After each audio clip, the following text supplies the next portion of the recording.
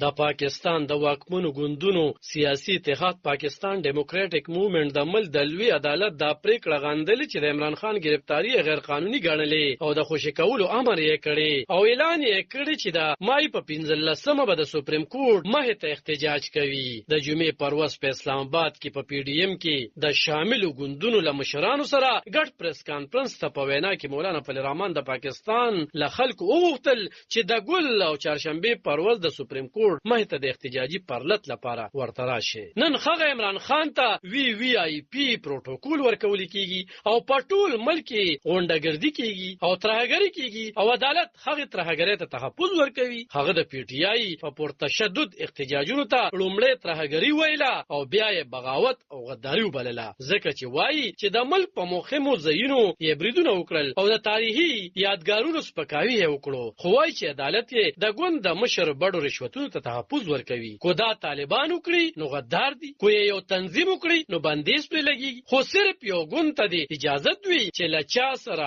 څه کوي هغه کوي. مولانا فضل الرحمن وویل چې د سپریم کورټ د دې روي خلاف به احتجاج کوي. خو وایي چې دا پرلط به د حکومت لخوا نه بلکې د پی ډی ایم لخوا بکیږي. د پاکستان احتساب عدالت په امر چې د عبدالقادر ټرست په مقدمه کې رینجر پولیس عمران خان 3 ورځې مخکې نیولې وو. د چهارشنبه او زیارت پر ورځ سپریم کورټ د هغه نیول غیر قانوني وبلل او د جمعې پر ورځ های کورټ هغه ته د 2 هفتو ضمانت ورکړو. مولانا فضل الرحمن د پاکستان په پوج غږ وکړو چې کوم مخکنی پوزي جرنیل اوس هم د عمران خان د ملاتړ لپاره لابي کوي نو وایي چې پوج دی مخه ونیسي او احتساب دی وکړي. عمران خان د های کورټ د ضمانت تر منزورې وروسته په اسلام آباد کې رسنو ته په وینا کې د عدالت پریکړه وستایله خو تور یې پورې کړو چې 3 ورځې وړاندې رینجر پولیسو د پوج د مشر په امر دی په های کورټ کې د نن نیولې وو. د پاکستان پوج د عمران خان په گرفتاری کې د لاس لرلو په اړه د هغه تورونه او د سپریم کورټ لخوا په خوشی کولو کې د پوج د کم پخوانی جرنیل د لاس لرلو په اړه د مولانا فضل الرحمن اندېښنو ته لاس جواب نه دی ویلي. خو د تحریک انصاف ګوند لخوا په پوزي او سرکاري اساسو بریدونه غندلي وو او د مای 9 نیټه د پاکستان د تاریخ تور ورځ بللې و.